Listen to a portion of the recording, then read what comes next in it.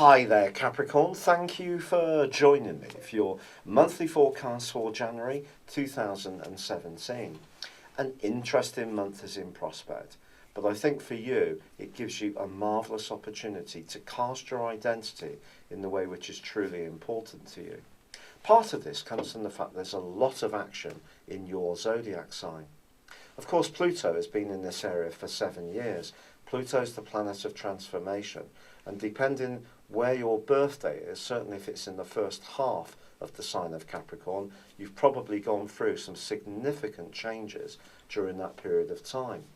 As you enter into this new year, the Sun is in Capricorn therefore, but it's forging a fine link with Mars and also Neptune in your sector of communication.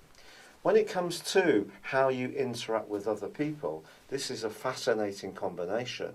Mars is essentially about drive. If you put the Sun and Mars together, determination and willpower would come to us very easily. But there's a kind of ego-denying element that comes from Neptune, which is going to water down some of the fire of Mars. And of course, Mars in Pisces itself is not at its best. So I feel that some of your ideas could be quite fluid this month, and you could even find a more spiritual dimension becoming much more important to you. So things can flow, they can ebb. They're not necessarily going to be hard-edged. Even though you're someone who often has a very clear plan of what you want to achieve, just allow yourself to have this sense that things can evolve, and don't judge yourself if that's what happens. Mercury, the planet of communication, is also in your sign as this year begins. But it twists backwards on the 5th, back into your 12th solar house, where it will be for a week. It's going to go forwards again and re-enter your sign on the 13th. And I do actually think you'll be breathing a sigh of relief about this. It may almost feel that you go power up into the new year and then reach some kind of hiatus and kind of feel a little bit dislocated, and a sense of anxiety or uncertainty at the very least can seem to flow in. Marvellously, however, Venus, the planet of love and affection, moves into a fantastic part of your scope, into Pisces itself, on the 3rd. And for the rest of this month, as long as you take the time to communicate with a certain amount of care and diplomacy and sensitivity, people will be very responsive to what you have to say. However, there is a whole load of influences going on between Saturn, Uranus and Jupiter. Now I think for you, this points towards the big picture of your life, finding recognition for your talents, which is particularly so with Jupiter, whereas Uranus is still shaking up your home zone.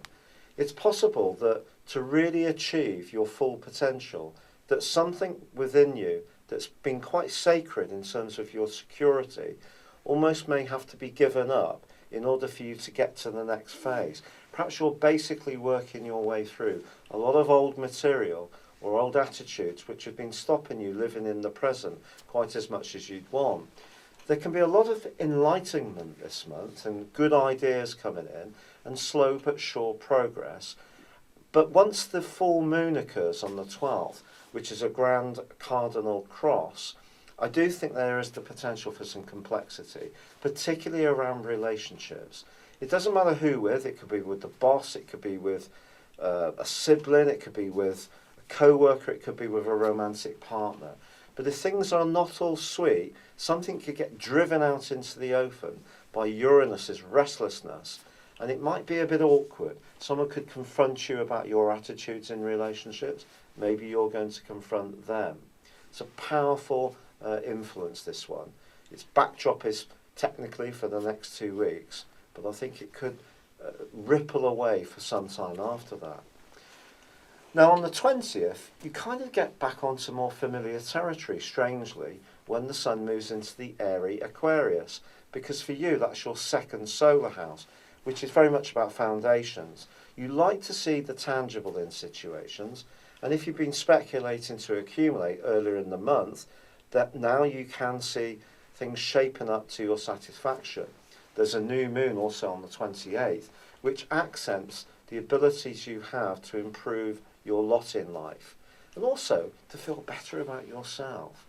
But Mars moves on the same day out of Pisces and into Aries, which is your home sector. And for the following 6 weeks, I feel that there could again be some restlessness about where you live or how you live there or who with, and some changes are very possible.